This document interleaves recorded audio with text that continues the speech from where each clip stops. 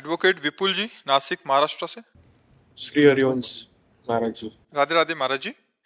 महाराज जी, अपने अंदर का डर कैसे खत्म करें? अदृष्ट के द्वारा अंदर डर होता है। अपना किया हुआ पाप कर्म हमको भयभीत करता रहता है और कोई नहीं है। जब वही निष्पाप हो जाता है तो निर्भय सिंहवत हो जाता है। अपना किया हुआ पाप कर्म और कोई भयभीत नहीं कर सकता। इसके लिए हम कहते हैं कि बाहर के शत्रु को परास्त करने के लिए तो अस्त्र शस्त्र हैं, लेकिन आंतरिक शत्रु को परास्त करने के लिए अध्यात्म है।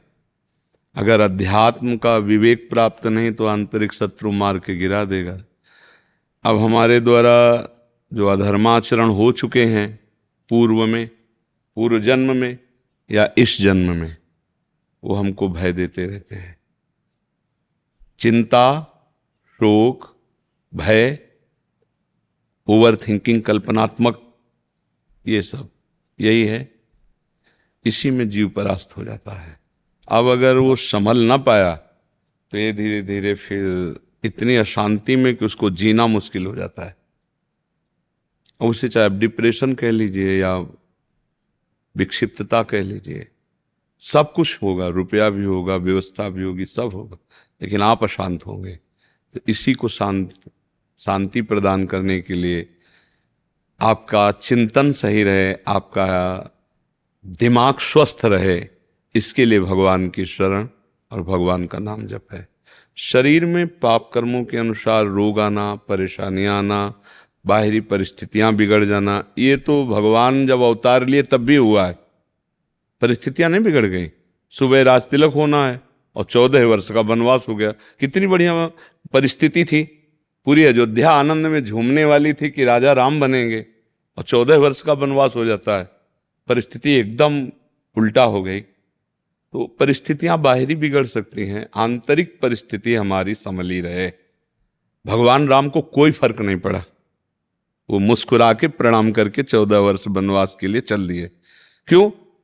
वो भगवान ये दिखा रहे हैं कि यदि आंतरिक परिस्थिति ठीक है, आंतरिक हमारा विचार ठीक है, तो हम अभी इसको संभाली रहे। अभी अवसर है। नाम जप कीजिए। और आप वकालत का कार्य करते हैं, कभी किसी के गलत केस को सही करने के लिए आप अपनी वकालत का प्रयोग ना कीजिए। सही है, कम पैसा दे रहा है, चलेगा। गलत है, अधिक पैसा दे रहा है, नहीं चलेगा। क्योंकि अगर ऐसी गलती होगी तो ये रोग और बढ़ जाएगा। आप करोड़ों रुपया घर में कमा के रखेंगे, अशांति पैदा हो जाएगी, विघ्न पैदा हो जाएंगे आपके दिमाग में और पूरे घर में कलह अशांति। अगर धर्म से चलेंगे तो ठीक है, लेकिन वकील होकर धर्म का चिंतन करे कोई बिरला ही होगा। क्योंकि पढ़ाई लिखाई की है तो इसी बात की है कि हमारे पास केस आवे, और अधिकतर धनी बनने के लिए केस जितना कोई गलत होगा उतने अधिक धन देगा। जो सही चलता है, जिसको फंसाया जा रहा है, वो तो धन से भी हीन है और बाहरी व्यवहार से भी हीन है। वो आपको ज्यादा धन नहीं दे पाएगा, लेकिन गिड़गिड़ा सकता है। तो इतना तो पता चल ही जाता होगा लगभग कि ये आदमी गलत है और ये आदमी सही है। क्योंकि भगवान ने बुद्धि दी है, और फिर वकालत तो बुद्धि प्रवीणता को ही कहते हैं। तो उसके देखने से, उसके बैठने से, उसकी चाल से, उसके कहने से पता चल जाता है कि आदमी गलत है, तभी इतना ऐसा हमें प्रलोभन दे रहा है। तो गलत का धन न ले, गलत का मुकदमा जिताने की कोशिश न करे। अगर नहीं पता चला, बीच में पता चल जाए, तो पैसा भी वापस कर देना चाहिए, छोड़ देना चाहिए। लेकिन हमारी ये बात मानेंगे तो बड़े बड़े वकीलों के सब जो विलासिताएं वो सब बंद हो जाएंगी ना। विलासिता के लिए अर्थ चाहिए, अर्थ के लिए अनर्थ वाला चाहिए। अनर्थ वाला ही पूरी पेटी भर के दे सकता है। ये गरीब लोग पेटी भर के नहीं देंगे। धर्म से चलने वाले लोग तुमको इतने पैसे नहीं दे पाएंगे। तो इनके पैसों से बचिए। एक ने कहा था पूरे, अब यहाँ तो बहुत सब आते ही रहते हैं, तो एक वकील ने कहा था हमको पढ़ाया गया यही कि हमको केस जितवाना चाहे जिसका हो। तुमका अधर्माचरण करता है तो उसका बोले हमें पैसे से मतलब है। तुमका भाई देखो आप बोल रहे हैं, संभलना। तुम्हारी अगर बहन के साथ बलात्कार किया हो और उसका पक्ष लेकर के आपको पैसा दिया जा रहा हो तो आप वकालत करोगे? रुक गए। हम कहा तुम्हारे भाई की हत्या करने वाला हो और उसका पक्ष लेकर आपको पैसा देकर वकील किया जाए, आप करोगे? आपको पता है कि मेरे भाई का हत्यारा है, तो आप कहोगे पैसा नहीं सोने से तौल दे तो भी मैं तुझे जहां तक हमारी वकालत काम करेगी फांसी पे चढ़ाऊंगा। ऐसे ही निर्दोष गरीब आदमी का पक्ष लेना चाहिए कि जैसे मेरी बहन मेरा भाई ऐसे उसका। पर ऐसा बहुत कम होता है, नहीं होता है। वो बेचारा 100 जगह भटकेगा, कहीं भी उसको ठौर नहीं मिलेगी। और पैसे में इतनी दम है, जा करके गड्डी सरका दीजिए और फिर बात कीजिए तो ठंडा के साथ आपसे बातचीत होगी। ठंडा पिलाओ इनको, फिर बातचीत होगी, क्यों नहीं? तो हमें लगता है ऐसी बातों से बचिए और पूर्व में जो गलतियां हो गई हैं उनके क्षमापन के लिए प्रायश्चित कीजिए, भगवान से प्रार्थना कीजिए, नाम जप कीजिए, आगे गलती ना कीजिए। ये भय अदृष्ट का होता है। किम भय मूलम, ये हम शास्त्र की बात कर रहे हैं। तो अदृष्ट, अदृष्ट माने जो कर्म कर दिया है वो अभी तैयार हालत में आपको बिल्कुल सताने के लिए है। वो बार बार अंदर से आपको सूचना देता रहेगा, मैं हूं, तुम्हारा नाश करूंगा, तुम्हारा पतन करूंगा। देखो अंदर एकदम सहम जाओगे, जैसे गलतियां हुई ना तो सहम जाओगे क्या। अगर पूर्व का, इस जन्म से पूर्व का पाप है तो अचानक घबराहट पैदा हो जाएगी, आपको ढूंढने से पता नहीं चलेगा। और इस जन्म का है तो पता चल जाएगा आपको कि वो हमने किया है, वो हमको जलाए डाल रहा है, वो कर्म हमको जलाए डाल रहा है। स्पष्ट निकलता है मन से कि यार ये उसी कर्म का फल है जो मैंने किया है। तो अपने लोगों से गलतियां हो जाती हैं, जाने में अनजाने में, काम वासनावश, क्रोध वासनावश। तो हमको चाहिए कि भगवान से प्रार्थना करें और कुछ नियम पूर्वक पाठ करें। संस्कृत पढ़ लेते हैं आप? बिल्कुल नहीं। हिंदी तो पढ़ ही लेते हैं आप? हाँ, तो हिंदी पढ़ लेते हैं। तो जैसे भगवान के विष्णु शास्त्र नाम है तो नहीं पढ़ पाएंगे आप, है? एक बार खरीद करके और आप अभ्यास कीजिए, विष्णु शास्त्र नाम का रोज एक बार पाठ, और श्रीमद् भागवत का एक अध्याय हिंदी से रोज, ज्यादा समय नहीं, और 10 मिनट कीर्तन। जो नाम प्रिय हो, राम, हरि, राधा, क्या नाम प्रिय है आप? हरि। तो बस हरिशरणम हरिशरणम हरिशरणम हरिशरणम, ये 10 मिनट कीर्तन कीजिएगा, ठीक है? और चलते फिरते उठते बैठते नाम जप करिएगा। दूसरों का सुख देने का भाव रखिएगा कि मैं दूसरों को सुख कैसे दे पाऊं। फिर कभी मिलिएगा तो बताइएगा अब कैसा है हालचाल आपका। पक्की औषधि है, ये रामबाण अचूक औषधि है। विष्णु शास्त्र नाम का नित्य पाठ, 1-2 अध्याय श्रीमद् भागवत का स्वाध्याय, 10 मिनट, इसीलिए 10 मिनट रखा है कि बहुत कार्य है। नाम संकीर्तन, और फिर दिन में एक बार किसी का परहित करने की सोचना, भाई कोई ऐसा कार्य तो मेरे द्वारा हो जिसमें मेरा कोई स्वार्थ न हो और मैं दूसरे के कार्य आ जाऊं। ऐसा कोई कार्य कभी दिन में ऐसा विचार करें कि कोई एक कार्य मिल जाए 24 घंटे में एक बार, जो मैं किसी का ऐसा कार्य करूं जिसमें मेरा कोई स्वार्थ न हो और उसका मंगल हो। ये बहुत जल्दी आपको प्रसन्न कर देगा। देखो मन प्रसन्न है ना तो सब सुख है, और मन जल रहा है तो देखो आप पढ़े लिखे हो, वकील हो, पैसा है, सब कुछ है, लेकिन वो सुख मन प्रसन्न, और वो होता है परमात्मा से, वो होता है अच्छे कार्यों से, वो होता है भागवतिक कार्य। कई बार हम समझाए, एक बार आप सुंदर भोजन की थाली पाने जा रहे हो और एक भूखा आदमी आ जाए और उसे आप देख करके अपनी उठ के खड़े हो गए, आइए बैठ जाइए, पा लीजिए आप, और वो जब पाकर मुंह पोछे तो देखो आपको कैसा लगेगा। जीवन भर खाने से जो सुख नहीं मिलेगा, वो जब खा के ऐसे किस तो आपका हृदय शीतल होगा। वही शीतलता हमें सुख पहुंचाती है। परोपकार करने से अमोघ शीतलता आती है, और शरीर से दूसरे का जब हम सेवा हित करते हैं तो शरीर द्वारा किए हुए पाप नष्ट होते हैं, और मन से जब हम नाम जप करते हैं तो कई जन्मों के पाप नष्ट होते हैं। तो आप कीजिएगा ऐसा। आगे मंगल भवन भगवान है, मंगल ही करेंगे, क्योंकि मंगल न करना होता, आप सात्विक ना होते तो यहाँ आते ही नहीं। जो प्रभु ने अनुग्रह किया, जब द्रवहि दीन दयालु रागो तो साधु संगति पाइए। आप पर कृपा भगवान की है, अभी संभालिए, ठीक है? हाँ, जगदीश प्रसाद जी। राधेश। हाँ, राधे राधे महाराज जी। महाराज जी, पहले नाम स्मरण करता था, जिसका भी ध्यान करता था उसकी छवि दर्शन महसूस होते थे, लेकिन अब ऐसा कम होता है, तो क्या मेरे भक्ति भाव में कोई अंतर आ गया है महाराज जी? जरूर, या तो किसी की निंदा हो गई होगी, किसी महाभागवत का अपराध बन गया होगा, और या भजन की कमी हो गई होगी। नहीं तो ये तो बढ़ना चाहिए, घटना थोड़ी चाहिए। तो इस पर ध्यान दीजिए। यदि किसी संत महात्मा वैष्णव की निंदा हो गई, अपराध बन गया हो, तो क्षमा मांग लीजिए अंदर से। शारीरिक, मानसिक, वाचिक जो भी अपराध बन जाए, भगवान से क्षमा मांग ले, वो क्षमा कर देंगे, या तो क्षमा का वो प्राविधान बता देंगे। और अगर अंदर अपराध नहीं बना है तो भजन रुकना नहीं चाहिए, फिर भजन बढ़ना चाहिए। भजन बढ़ेगा तो छवि आनी चाहिए। तो आप देख लीजिए कोई न कोई अपराध तो नहीं बन गया है। चाहता तो नहीं हूँ, हो सकता है अनजाने। हाँ, देख लो किसी संत भोजन सही है, भोजन बिल्कुल सही। हाँ, तो फिर भजन में बाधा नहीं आनी चाहिए। भोजन तो करता ही रहता हूँ, है मन से तो करता ही रहता हूँ, निरंतर। निरंतर होता ही रहता है। हाँ, तो अब तो और बढ़ना चाहिए फिर। भी मेरे वो अंतर कैसे आ गया मेरे को मालूम नहीं पड़ा। अभी बात समझ में नहीं आई। अगर भजन निरंतर चल रहा है तो फिर चला कैसे जाएगा? वो तो गाढ़ हो जाना चाहिए, वो तो गाढ़ स्थिति हो जानी चाहिए। जिसका भी मैं स्मरण करता था उसकी आकृति सामने आ जाती थी। जिसका मैं जिसी का भी स्मरण करता, या कृष्ण का या राम का, जो शंकर का, जो भी, उसकी आकृति मेरे सामने आ जाती थी, लेकिन अभी नहीं आती।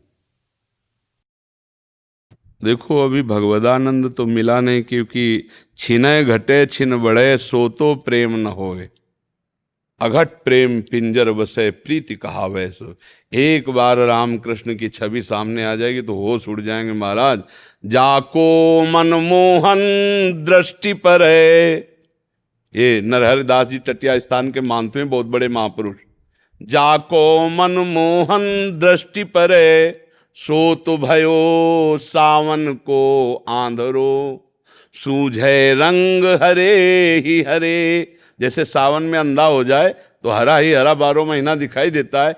एक बार श्याम सुंदर जिसकी दृष्टि में आते हैं तो जड़ चैतन्य कछु नहीं दिखत, जित दीखत तित श्याम खड़े, ब्यूहल बिकल संभार न तन की, घूमत नैना रूप भरे, करनी अकरनी दो विधि भूले, विधि निषेध सब रहे धरे, नर हरिदास ते भये बावरे, जे यह प्रेम प्रवाह परे, जाको मनमोहन दृष्टि पर। एक बार मर्यादा पुरुषोत्तम भगवान राम को जनक जी ने देखा तो कहा, बरबस ब्रह्म सुखई मन त्यागा।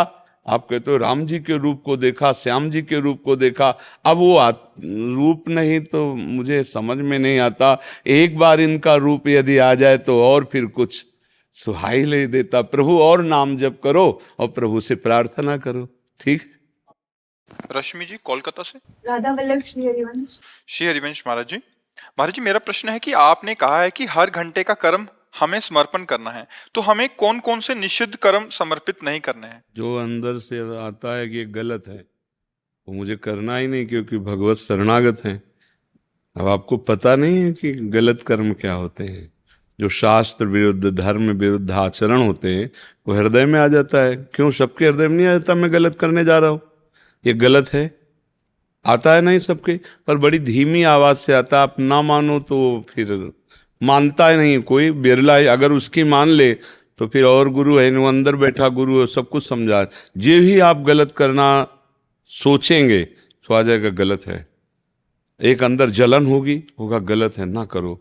लेकिन मन ने सुख मान रखा है, अरे इतना रुपया मिल जाएगा, या भोग सुख मिल जाएगा, या अमुक, वो फिर नहीं सुनता अंतर आवाज और वो पाप कर्म कर बैठता है। जो धर्म विरुद्ध है, आत्मना प्रतिकूलानी परेशान न समाचरित। जो मेरी आत्मा को पसंद नहीं वो किसी के साथ हम व्यवहार ना करें। जैसे हमारी बहन के साथ कोई गलत देखना चाहे तो मुझे पसंद नहीं आएगा, तो हम किसी की बहन को गलत ना देखें। हमारे शरीर को कोई पीड़ा पहुंचाए तो हमें दुख होता है, तो हम किसी के शरीर को पीड़ा मत पहुंचाएं। हम कटुवचन नहीं सुनना चाहते तो हम किसी को कटुवचन ना सुनाएं। इस प्रकार से आत्मना प्रतिकूलानी परेशान न समाचरित। और दूसरा, सत्संग सुने, सत्शास्त्रों का स्वाध्याय करे, तो उससे पता चल जाता है कि ये धर्म है, ये अधर्म है। अधर्माचरण भगवान को समर्पित नहीं किए जाते।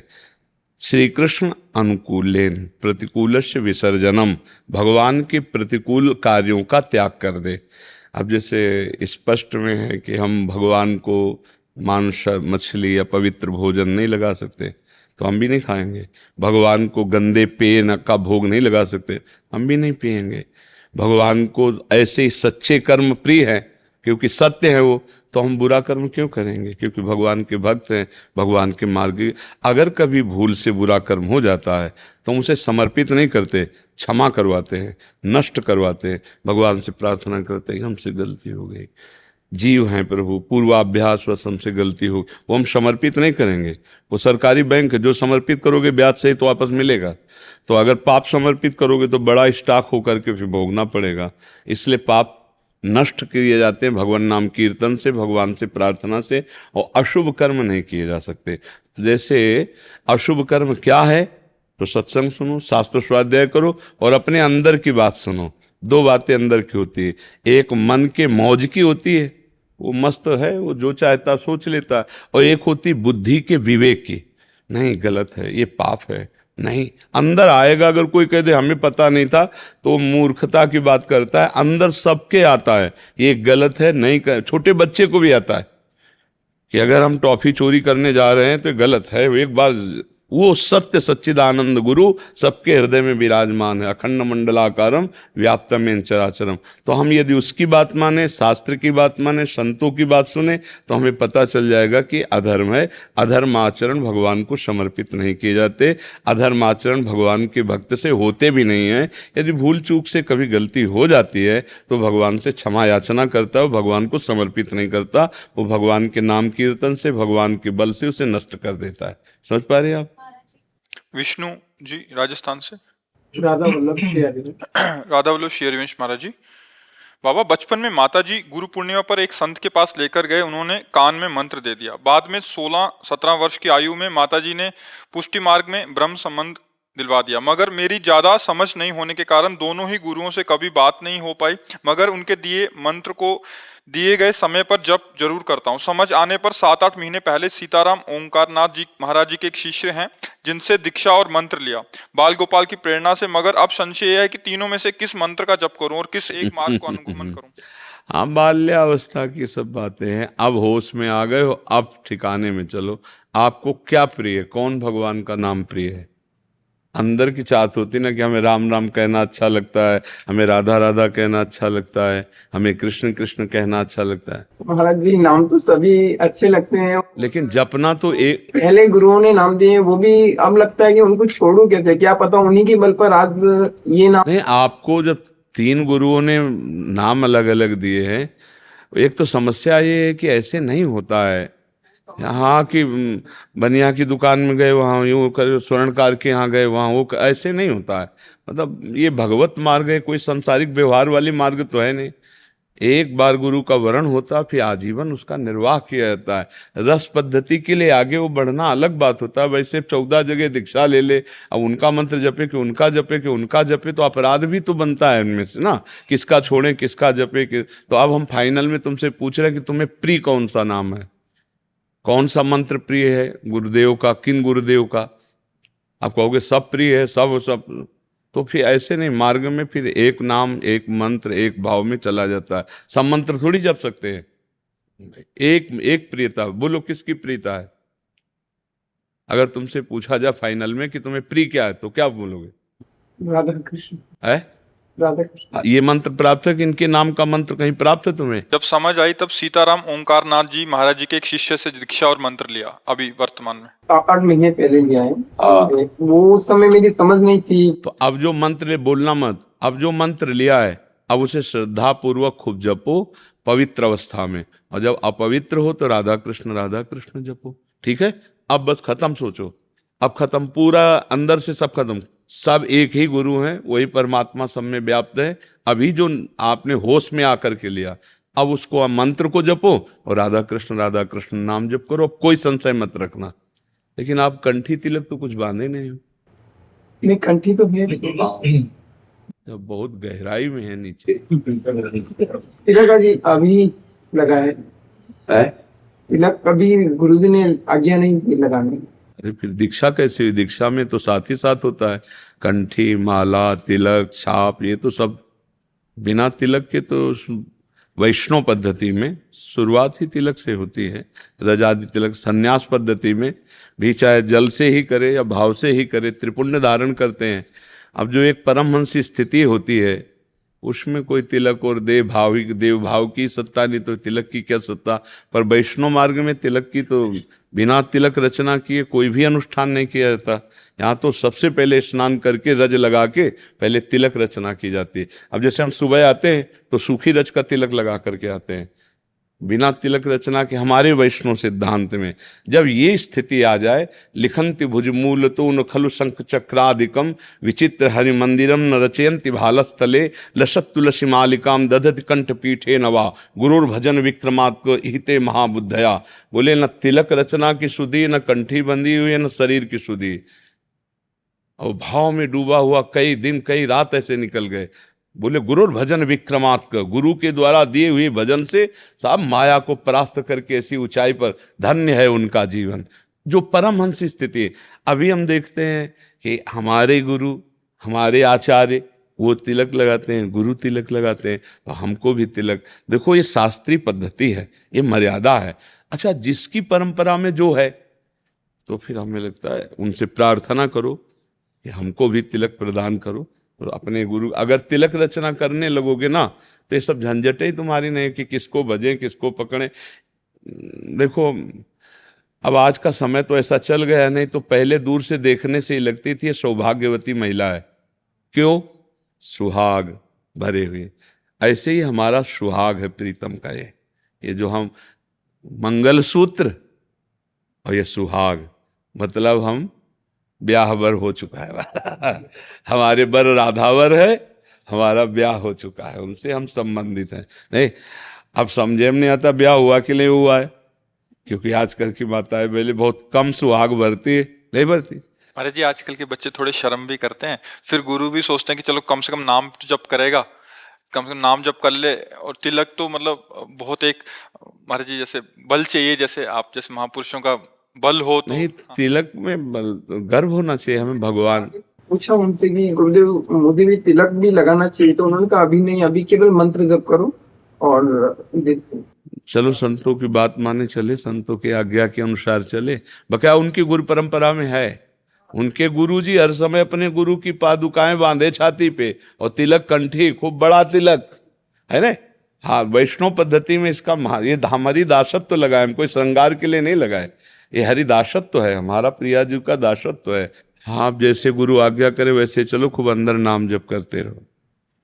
भक्ति शास्त्र की तरफ से कैसे सिद्धांत में आएगा अकर्मणीच कर्मज? नहीं, जब सांख्य योग से चलोगे तो उसको हम सांख्य योग में ही देख पाएंगे, उसे भक्ति योग में तो एकत्व का वर्णन। देखो भक्ति योग में जब हम चलते हैं तो दासत्व भाव होता है, और दास अपने स्वामी के लिए ही सारे कर्म करता है, और स्वामी को कर्म समर्पित करने के कारण वो फल पर आसक्त नहीं होता है, इसलिए उसका कर्म फलदायी नहीं होता, उसको बांधने वाला नहीं होता। जैसे कोई भी कर्म हो, दो ही कर्म होते हैं, शुभ और अशुभ कर्म। लेकिन जो भक्ति से कर्म होता है शुभ अशुभ वाला कर्म नहीं होता, वो शुभ अशुभ को विध्वंस करके भगवत प्रेम प्रदान करने वाला होता है। क्योंकि भक्त भगवत प्रीत्यर्थ कर्म भगवत बल से भगवत प्रेरित होकर के कर्ता ना होते हुए भी करता है। वो अहंकार त्रिगुण माया जनित कर्ता भाव से नहीं करता है, वो भगवत प्रेरित भगवत बल से भगवत कार्य भगवत प्रीत्यर्थ कर रहा है। उसके हृदय से पूछो तो नहीं कर रहा है, हो रहा है। समझ, जो वास्तविक भक्त है, जो प्रारंभिक भक्त है तो अभी आपने सुना कर्म समर्पण। लेकिन जो ज्ञानी है वो अकर्मण्य स्थिति में भी कर्म देखता है और कर्म करते हुए भी अकर्मण्य स्थिति देखता है। ये ज्ञानी की स्थिति है, क्योंकि क्रिया होती ही रहती है, स्व में क्रिया नहीं है। स्व को आप थोड़ा समझ पा रहे हैं? आत्मा में क्रिया नहीं है, आत्मा निष्क्रिय है। और तीनों शरीर स्थूल सूक्ष्म कारण कभी क्रिया रहित नहीं हो सकते। मूर्छा में भी क्रिया है, अगर मूर्छा में क्रिया ना होती तो कभी चेतना को जागृत होता ही नहीं। नींद में भी क्रिया हो रही है, क्योंकि नींद भी परिपक्व होती है। बोले यार कच्ची नींद से जगा दिया, मतलब अभी नींद की परिपक्व स्थिति नहीं आई थी, वो भी क्रियान्वित हो रही है। हमारी बात को समझ रहे हैं? मूर्छा में भी क्रिया होती, नींद में भी क्रिया होती और समाधि में भी क्रिया होती। समाधि में डूबा हुआ जागृत अवस्था को प्राप्त होता है, अर्थात उसमें भी, समाधि में भी वो क्रिया चल रही है। निष्क्रिय अवस्था में भी क्रिया चल रही है और अकर्मण्य में भी वो कर्म देख रहा है। समाधिस्थ महापुरुष भी समाधि में भी कर्म देख रहा है, क्योंकि समाधि किसकी हो रही है? स्वरूप तो नित्य आत्म स्वरूप है, वो जैसा था वैसे ही सम है। ये जो माना हुआ देहाभिमान था, इसका विस्मरण होना ही समाधि है। इसमें भी क्रिया हो रही है, क्योंकि बहिर्दशा को आएगा, वो अंतर्मुख से बहिर्दशा को आएगा। जागृत अवस्था होगी, बाह्य दशा होगी, चाहे जितना बड़ा कोई समाधिस्थ हो। संप्रज्ञात समाधि, असंप्रज्ञात समाधि, समझ रहे हमारी? हर समय स्वरूप स्थित होते हुए वो बाह्य दशा में आएगा। खाना पीना, नींद लेना, शौच होना, स्नान करना या ना करना, ये दोनों क्रियाएं करते हुए भी या ना करते हुए भी वो नहीं करता है, और नहीं करते हुए भी वो क्रिया हो रही है। इसलिए वो कर्म में अकर्मण्यता देखता है और अकर्मण्य में कर्म देख रहा है। समाधिस्थ है तो भी क्रिया चल रही प्रकृति की, प्रकृति अपनी क्रिया कर रही, क्योंकि आत्मस्वरूप निष्क्रिय है, वहां न ध्यान है, न धारणा है, न समाधि है। वो जैसा था वैसे ही है, वैसे ही एक रस रहेगा। जो भूल गए थे हम, उसी में जितनी देर टिके उतनी ही समाधि मानी जाती है। और जब आप बाहर फिर आए तो विवेक द्वारा सावधानी पूर्वक बाहर की चेष्टाएं करते हुए भी वो मेरी चेष्टाएं नहीं हैं, प्रकृति की हैं, तो वो कर्म में अकर्म देख रहा है। और जब समाधि में आ रहा है तो उस समय भी क्रिया चल रही। बोले 6 घंटे समाधि के बाद समाधि का उत्थान हुआ, तो 6 घंटे निष्क्रिय नहीं रहा, वो क्रिया चलती रही अपनी। ये 6 घंटे सोया, बोले बहुत अच्छा सोया, तो आनंद में 6 घंटे जो मैं समाधिस्थ था उसमें भी क्रिया चल रही थी। वो अकर्मण्यता में कर्म को देखता है, कर्म में अकर्म को देखता है। स्वरूप बोध वाले महापुरुष की स्थिति होती है। भक्त भगवान के बल से भगवत प्रेरित, भगवत कार्य, भगवत प्रीत्यर्थ, तो वो अपने को करता नहीं देखता, भगवान के बल से भगवत प्रेरित, भगवत इच्छा। श्री जी की इच्छा से वृंदावन की परिक्रमा हो गई। किसके लिए? श्री जी के लिए। उसको कोई बांधने वाला कर्म नहीं रहता। आप समझ पा रहे इसे? इसमें कोई संशय लग रहा है? ये दोनों अहम रहित होते हैं, भक्त भी और ज्ञानी भी। ज्ञानी अज्ञान जनित अविद्या का नाश करके अपने स्वरूप में स्थित होता है। भक्त जनित, भक्त जो है वो अविद्या को भगवान के चरणों में समर्पित कर देता है। ये सब अविद्या ही है, इसको ही समर्पित कर देता है। अब करें करावें, आप वही कर रहे हैं, यंत्रवत हो रहा। भक्त भगवान को देखता है और ज्ञानी प्रकृति के द्वारा सब हो रहा। गुणानुगुण वर्तन्ते मनुष्या पार्थ सर्वसा। जब तक करता रहता है तब तक भोगता रहता है, और जब करता रहता है तो कोई एक क्षण भी क्रिया किए बिना नहीं रह सकता, तो इसीलिए बंधता चला जाता है। एक क्षण भी कोई क्रिया किए बिना नहीं रह सकता। देहाभिमानी, अब मान लो ऐसे बैठे हो, सूक्ष्म शरीर से क्रिया शुरू है ना, सूक्ष्म शरीर सो गया और अगर थोड़ा भी संस्कार बचा रहा मन में तो स्वप्न चलने लगा, और अगर गाढ़ निद्रा में चला गया तो प्रकृति कार्य करने लगी। 1 घंटा, 2 घंटा, 3 घंटा, 4 घंटा, 5 घंटा, 6 घंटा बाद आहा मैं सो के जग गया। अगर ये क्रिया ना होती तो जगता कैसे? परिपक्व नींद की क्रिया हुई ना, तो क्रिया उसमें भी हो रही। जागृत स्थूल देह, सूक्ष्म देह स्वप्नावस्था, कारण देह निद्रावस्था, क्रियाएं तीनों अवस्थाओं में। तो करता कौन है? अज्ञान। ज्ञानी, ज्ञानी देखता है अज्ञान, न मेरी नींद है, न मेरा स्वप्न है, न मेरा जागृत है। तीनों अवस्थाओं से और तीनों क्रियाओं से और तीनों गुणों से परे मेरा स्वरूप है, ये ज्ञानी। और भक्त से भगवान को देखता है, त्रिगुणातीत, त्रैलोक्य का स्वामी, संपूर्ण शासन करता, ईश्वरों का ईश्वर, मेरा भगवान मेरे हृदय में बैठकर बुलवा रहा है, चलवा रहा है, दिखवा रहा है, खवा रहा है, पिला रहा है। मैं नहीं, ये मैं को खो दिया, वो तू को खो दिया। वो मैं में स्थित हो गया, ये तू में स्थित हो गया। बचा एक ही इधर, और अपने बीच वाले मैं तू दोनों में स्थित है। इसी का नाम माया है। मैं और मोर तोरते माया जेबस किले जी लिखाया। धन्यवाद। बड़ा सूक्ष्म विषय है। हाँ, बड़ा सूक्ष्म विषय है। अध्यात्म का उत्तम पथिक ही इस विषय को प्रश्न कर सकता है और इस विषय को समझ सकता है। बहुत सावधानी पूर्वक चलते रहिए। बड़ी कृपा है आचार्यों की, गुरुजनों की। आशीर्वाद दीजिए। नेक्स्ट ईयर मेरा सन्यासन उसका। हाँ बिल्कुल, चलो, और क्या, दौड़ के चलो। भगवत पार्षद हैं, बस अपने मार्ग को समझते रहना चाहिए कि हमारा जो मार्ग है उसमें मुझे जीवन में ये जो नहीं करना है उस पे कभी हाथ नहीं डालना चाहिए। बस तो लुढ़कते पुढ़कते हम अच्छे बन जाएंगे। इस मार्ग में सबसे ज्यादा घातक बात क्या है कि जो नहीं करना चाहिए उसमें मुझे हाथ नहीं डालना। हमारा सतमार्ग ढीला भी होगा तो चल जाएगा, लेकिन असत मार्ग का प्रवेश ना हो तो हम पक्के बन जाएंगे।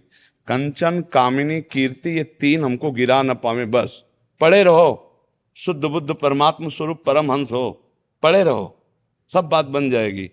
पर ये हमको न गिरा पावे, बस इतना गांठ बांध लो। अगर इतने में ढिलाई हो तो संन्यास ना लेना।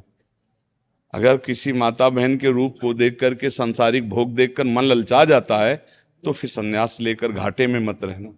फिर गृहस्थ धर्म का, अगर ये है कि मर जाए जाऊं, कदम नहीं रखूंगा, तो पड़े रहो तो शुद्ध बुद्ध परमहंस हो जाओगे। क्या होता है ला, अपना जब निष्काम हम हो जाते हैं ना तो अपने स्वरूप की तरफ गति होने लगती है, और जब सकाम होते तो देह भाव पुष्ट होता चला जाता है। इसलिए संन्यास तो बहुत उत्तम मार्ग, पर हमारी बात को गौर करना, और अगर नियम ले लेना तो फिर मतलब जीवन से ऐसे उदास हो जाओ, जीवित मर जाए उलट याप में समाए, जिंदा मृत के तुल्य। कोई भी जैसे आकर्षण और संयोग दोनों प्राप्त हो जाए तो भी मरे हुए भी होना चाहिए। सामने वाले को लगे कि मनुष्य नहीं है, तो मुर्दा है और या फिर दिमाग खराब है इसका। ठाकुर जी की एक बात है, संन्यास में जानते मोरा जी, बंगाली में कहते हैं जानते मोरा जी, इसका जीवन है लेकिन वो वही जीवित मर जाए उलट आप में से। बिल्कुल। कृष्णा जीना जी उड़ीसा से। जय श्री राधे। महाराज जी मेरा प्रश्न है कि आपके प्रवचनों से लाखों युवाओं का जीवन बदल रहा है, उनमें से एक मैं भी हूं। लेकिन अभी भी कुछ युवा ऐसे हैं जो ना सोशल मीडिया में रुचि रखते हैं, ना अपने कर्मों के फल के कारण वो वृंदावन आ पाते। तो महाराज जी मैं एक चीज जानना चाहता था कि आप वृंदावन के बाहर नहीं जा सकते क्या? महाराज जी आपको किसका प्रश्न है? हाँ भाई, पहली बात तो ये है कि हम क्षेत्र संन्यास लिए हो। क्षेत्र संन्यास को तो सोचते हो हम ब्रज 84 कोष में ही अंदर जा सकते हैं, इसके अलावा नहीं। प्राण निकल जाए, कुछ भी हो जाए, बाहर नहीं जा सकते। पहला तो ये नियम है। और दूसरी ये बात है कि जिसका कल्याण होना है, तो देखो मुझे तो पता नहीं ना, इसी कमरे में तो कितने लोग बैठे हैं और लाखों लोग, आप खुद कह रहे हो परिवर्तन हो रहा है। तो जब कोई प्यासा होता है और पानी मिल जाए तो पी लेता है। अब प्यास ना हो और घड़ा उसके ऊपर डाल दो तो भी नहीं, बात नहीं बनेगी। तो भैया सब संसार में अलग अलग प्यास है। कुछ ऐसे होते हैं जो भूले हुए हैं, कान में शब्द पड़ा जग गए, और कुछ ऐसे होते हैं जो जगे हुए सोने का नाटक कर रहे हैं, उनको जगाया नहीं जा सकता।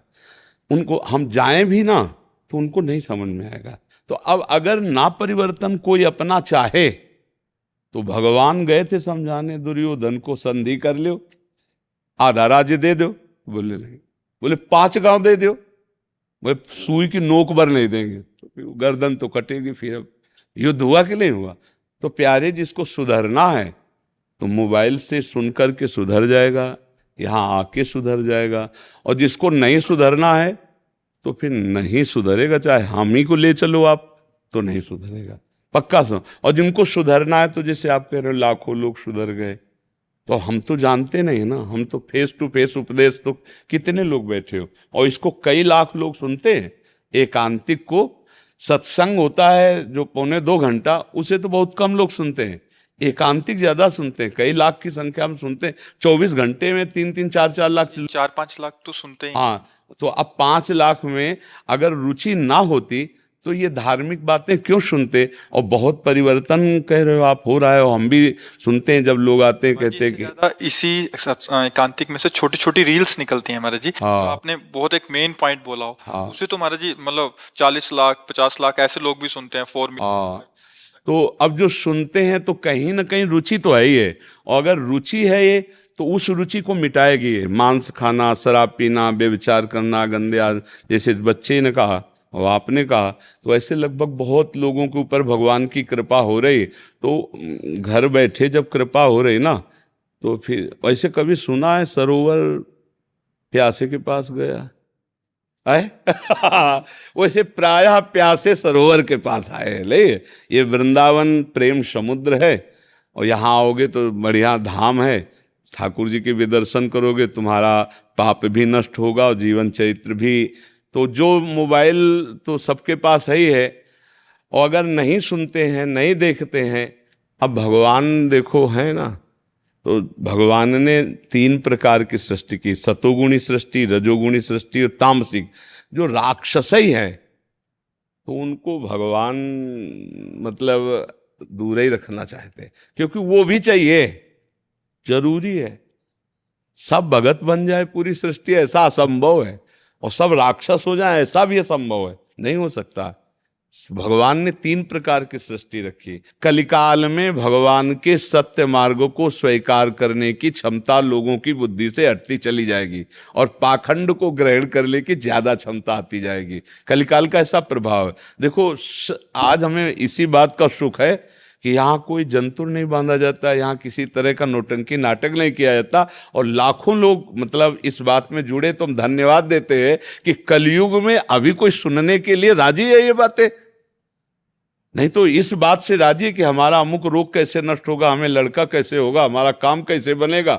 लेकिन यहाँ ना लेना ना देना, मगन रहना भगवत मार्ग की बातें, और इसमें भी लाखों लोग जुड़े हुए हैं। ये बड़ी कृपा भगवान की है कि कलयुग में कोई धर्म से जुड़ने वाली बातों को स्वीकार किए।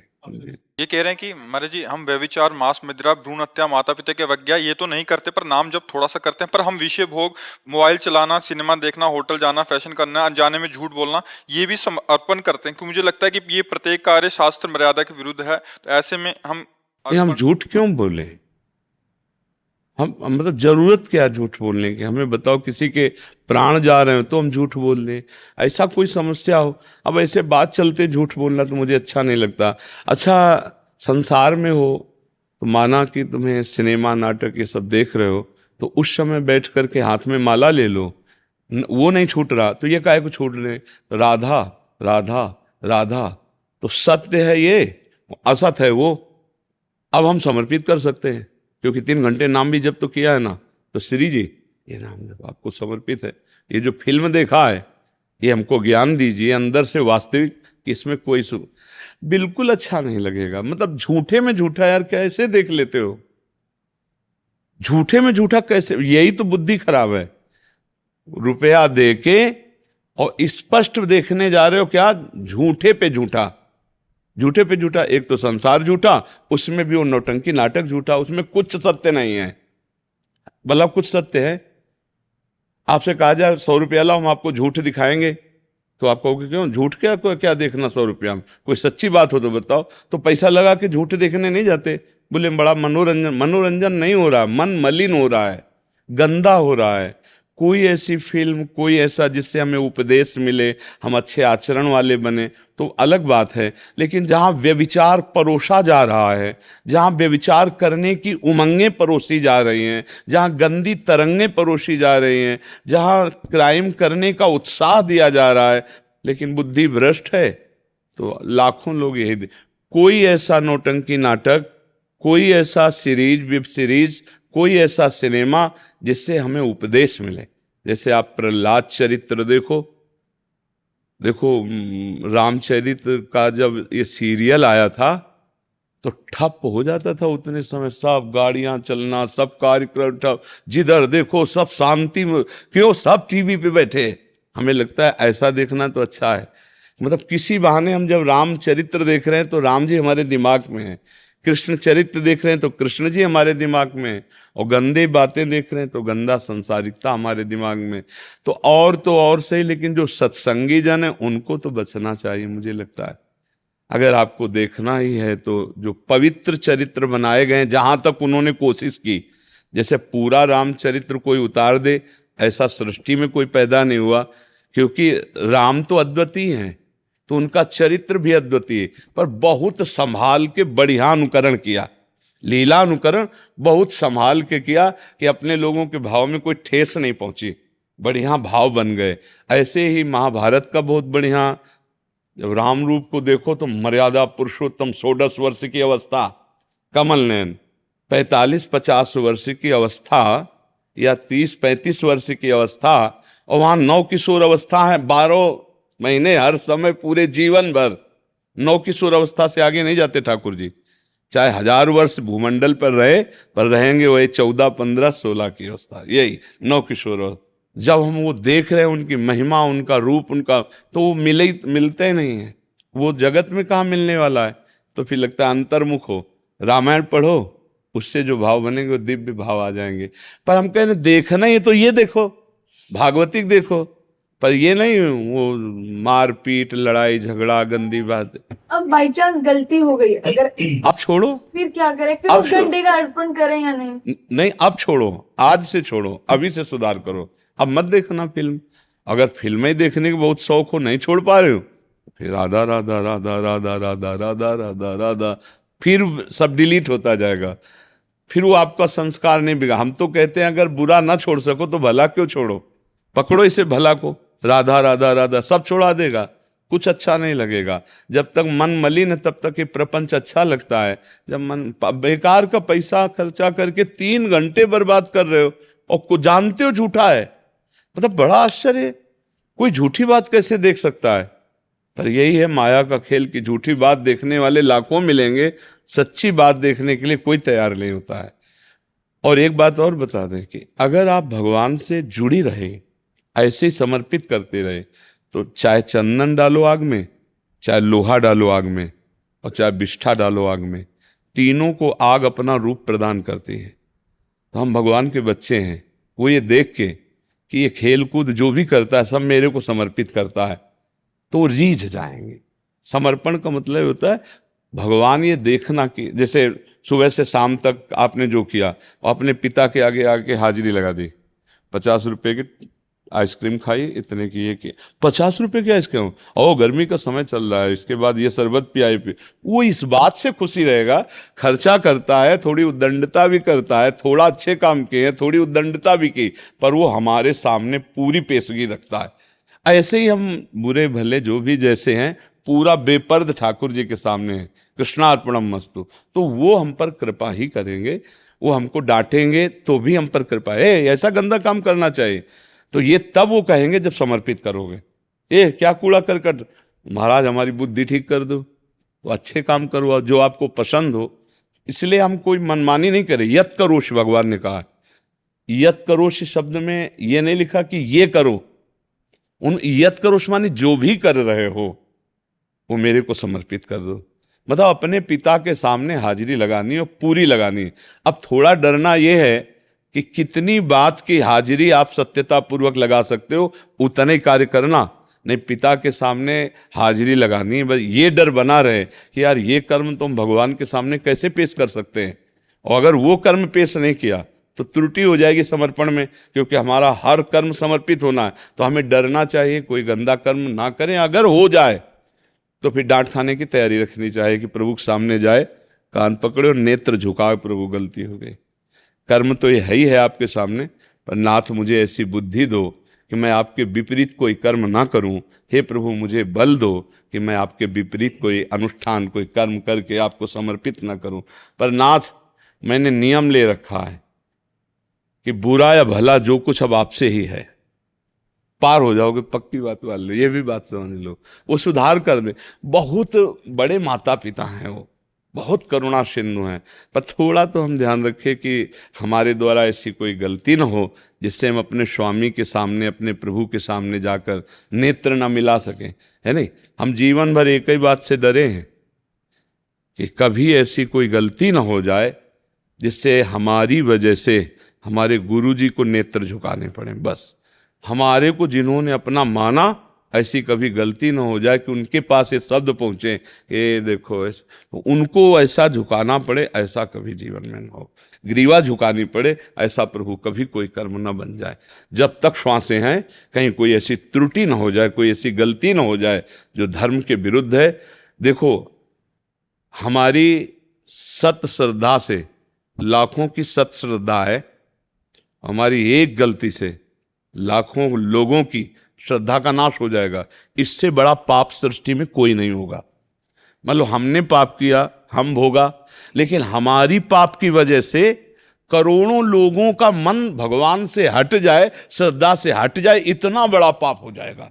इसीलिए एक बात से डरते कि ऐसा कोई कर्म ना हो जाए जो भगवत विरुद्ध हो, जो शास्त्र विरुद्ध हो। वही जब आप धारण करोगे, यही बात, डरते रहोगे तो पाप नहीं बनेगा। डरने वाले से पाप नहीं होता। ये नहीं भाई, मैं ऐसा नहीं कर सकता, मैं वैष्णव हूँ, मैं गुरु बनाए हूँ, मैं संत के पास जाता हूँ, मैं ऐसा नहीं कर सकता। जिसको डर नहीं है, न समाज का डर, न कानून का डर, न भगवान का डर, फिर उससे बड़े पाप हो जाते हैं। डरने वाला धीरे धीरे बचने लगता है। तो अच्छा है, डरो और ऐसे कर्म ना करो, और जो कर्म करो वो भगवान के सामने पेश करो। अगर गलत भी हो जाए तो भी ऐसे पेश करो, गलती पड़ गई, अपने घर के ठाकुर जी के सामने गलती पड़ गई, प्रभु क्षमा कर दो। आगे से आपके बल से कोशिश करेंगे कि ना हो ये गलती। अगर फिर भी हो जाती तो फिर भी हम आपसे ही गिड़गिड़ाएंगे, आप ही क्षमा करो, आप ही हमें सुधार दो। तो भगवान हमें बल देंगे और हम बच जाएंगे। विजेंद्र कुमार जी बिहार से। राधा वल्लभ श्री हरिवंश महाराज जी, आपके चरणों में कोटि कोटि दंडवत प्रणाम। गुरुदेव, मैंने पूर्व में बहुत पाप कर्म किए हैं। जीव के स्वाद के लिए छोटे छोटे जीवों को मारकर खाया है। काम के वशीभूत होकर ना जाने कितने ही पाप आचरण बन गए। अब उनकी याद से हमारा रूह काम जाता है। गुरुदेव, आपकी कृपा से ही हम ये जान पाए कि हमने इतने बड़े पाप कर डाले। अब आपकी कृपा से सारे गलत आचरण छूट गए हैं। हमें आपकी कृपा से वृंदावन आने को भी मिला है, श्री जी का नाम मिला है। अब हम से कोई गलत आचरण ना हो, हम श्री जी से अनन्य हो, प्रेम उपासना में आगे कैसे बढ़े, इसकी इच्छा है महाराज जी कि श्री जी की प्राप्ति करनी है। नाम जब अधिक से अधिक करो। पढ़े हो कुछ तो श्रीमद् भागवत पुराण, गीता, श्रीमद् भागवत पुराण, ये 2 ग्रंथ घर में अभी रखो। रोज प्रणाम करके 5 श्लोकों का अर्थ गीता जी का और 1 अध्याय 2 अध्याय भागवत जी का हिंदी से, वो भाव से पढ़ के समझो कि कह क्या रहे हैं। पाठ नहीं सुनाना है हमें, कोई फल फूल की बात नहीं, हमें समझना है कि शास्त्र कह क्या रहे हैं। और चतुरासी जी के 12 पद रोज पढ़ लो, और बिना भोग लगाए ठाकुर जी का भोजन न पाओ। और जो गंदे काम जानते हो अब पुनः गलती ना होने पावे, सावधान रहो। और आधा घंटे नाम कीर्तन करो घर में, जो नाम श्री जी ने दिया है, राधा राधा राधा, जय जय राधा वल्लभ श्री हरिवन श्री वृंदावन श्री वंचन। आधा घंटा नाम कीर्तन करो, इसी से जीवन मंगलमय हो जाएगा। महाभागवत भगवान के जो जन हैं वो यही आचरण करते हैं। और पूर्व में जो हमसे गलतियां हुई, तो आज सत्संग सुन रहे थे, जैसे पहाड़ को चूर करने के लिए वज्र प्रहार हो जाए तो सब चकनाचूर हो जाता है, ऐसे नाम वज्र है और पाप के पहाड़ जमाओ तो सब भस्म हो जाएंगे। नाम संकीर्तनम यस्य सर्व पाप प्रणाशनम, सर्व पापों का नाश करने के लिए। पर अगर कोई ये बल रखे कि हम दिन भर पाप करें और शाम के राम राम कृष्ण कृष्ण राधा राधा कह देंगे, तो उसे नामापराध लगता है, उसे डबल दंड मिलता है। क्योंकि ये चीज बचाव पक्ष के लिए है। हमसे पाप हो गए, अब हम सुधरना चाहते हैं, इसके लिए है। अब इसके बल से कोई पाप करे तो फिर विशेष दंड का अधिकारी हो जाएगा। तो इसलिए अब गलती ना हो। जैसे हम इतने पाप किए तो पक्का नष्ट हो जाएंगे, पक्का विश्वास करो हमारी बात पर, बस साधन में चल दो। अब क्या है कि हम फिर वही पाप करें, क्योंकि आपको अपने को पता है ना, फिर बोल देंगे प्रभु मैं आपकी शरण में हूं, और फिर नाम जप करेंगे तो प्लस हो जाएगा, माइनस नहीं होगा। आपको अवश्य में भोक्तव्यम, फिर दंड भोगना पड़ेगा। और अगर हृदय से है कि अब तक गलती हुई अब नहीं होगी, तो सच्ची माफ हो जाएंगे, सब नष्ट हो जाएंगे, भोगने नहीं पड़ेंगे। भगवत प्राप्ति हो जाएगी तो कौन भोगेगा, सब खत्म हो जाएगा। ईमानदारी से चलो, सच्चाई से चलो। अच्छा देख भी लिया, मान लो अभी कोई बहुत ज़्यादा उम्र नहीं, पर आपने बहुत कुछ बता दिया कि हमने खा पी के भोग के सब देख लिया। सुख क्या है? एक मन का आकर्षण मात्र है। नहीं तो रोटी दाल पा के देख लो, चाहे गंदे गंदे पदार्थ जो पा, पेट ही भरता है। और कोई इतने बड़े बलवान तुम नहीं हो, तो कोई ये जरूरी थोड़ी कि गंदे पदार्थ पाने वाला बलवान होता है। सत्य संयम नियम से चलो तो तुम में एक आध्यात्मिक भागवतिक बल आ जाएगा। ये दूसरों को कष्ट देना, जैसे हमको देखो ऐसे काटो तो अपने शरीर में लगता है ना, ऐसे हर जीव को लगता है। आप एक चींटी के पीछे अंगुली दौड़ाइए, वो जी जान से भागेगी क्योंकि उसको अपना शरीर प्रिय है। अब बोलो आप जिंदा पशु पक्षियों को उबाल उबाल के खा रहे हो। आप देखो मछली को देखो, आप उसको 10 सेकेंड पानी से अलग करो तो ऐसे नहीं करने, तो पानी चाहती है, वो जीना चाहती है, उसमें जीव है ना जीव। आप देखते हैं ना, अब उसको लोग कच्चा खा रहे हैं, भूंज के खा रहे हैं, काट कर लो। और जब बोले अपने पाप मोचन करने के लिए वैष्णो देवी जा रहे हैं, तो क्या वैष्णो देवी क्षमा कर देंगी? वो दंड देंगे। अभी सुधर जाओ, अभी प्रायश्चित कर लो, अभी भजन कर लो, अभी हो सकता है। नहीं सोचो कि तुम पापाचारी पाप करो खूब आचरण और चलो चलते केदारनाथ, तो ऊंचाई से बस गिरेगी तुम्हारी, पूरी की पूरी मरोगे उसमें, पक्का समझो। ऐसे गाड़ी जा रही, भारी पत्थर गिरेगा, वहीं चकनाचूर हो जाओगे केदारनाथ में, क्योंकि नाथ ही का सारा खेल है संसार। उनकी 3 लीलाएं हो ना, एक सृजन लीला और एक पालन लीला और एक विनाश लीला। वही लीला करने वाले, डरो उनसे, पाप कर्म से कोई भी जीव आप देखो जीना चाहता है, कोई भी जीव हो, आप उसे भूंज रहे हो, आप उसे तल रहे हो, करो, फिर तुम्हें तलेगा। माया बहुत विचित्र ढंग से तलती। गाड़ी में बढ़िया फिल्मी गाना सुनते जा रहे हैं, एसी गाड़ी है, बढ़िया बड़ी गाड़ी है, नहीं, और कहीं से वो कनेक्शन फेल हो गया और आग लग गई अंदर। अब पहले तार वो जले जिनसे शीशा और दरवाजा खुलता है, अब बटन दबाते रहो दरवाजा नहीं खुलेगा, चिल्लाते रहो आवाज बाहर नहीं जाएगी, अंदर ही अंदर आराम से भून के तैयार हो गए। ये किसने भून दिया? काल ने भून दिया। ये कोई नई बातें नहीं, आप लोग तो सुनते हैं ना समाचार, कमरे के अंदर बंद हैं, आग लग गई, वहीं मर गए। क्या है? ये हमारे कर्म है। इसलिए भाई जब तक मनुष्य जन्म है तब तक मोचन कर सकते हो। अच्छा, अब जैसे हृदय से तुम्हें पश्चाताप है, ओहो प्रभु बहुत गलत हो गया, नहीं भोगना पड़ेगा, अब नहीं करूंगा, राधा राधा राधा नहीं भोगना पड़ेगा पक्का। लेकिन ये वो है कि चलो चलते हैं, खूब पापाचरण करते हैं, भंडारा करवा देंगे, हो भी जाएगा तो लाभ नहीं मिलेगा। क्योंकि माँ की बात को तो मानो। आप देवी भागवत पढ़ो, देखो अम्बा क्या कह रहे हैं, शिव पुराण पढ़ो, देखो भगवान शिव क्या कह रहे हैं, शास्त्र क्या कह रहे हैं। अब वो चाह रहे हैं, कुछ तुम कर रहे हो, पापाचरण तो बात नहीं बनने वाली, ये पक्का समझ लो। आज तक हमें कोई भी अधर्माचरण करने वाला उदाहरण बता दो जो आर पार सुखी हुआ हो।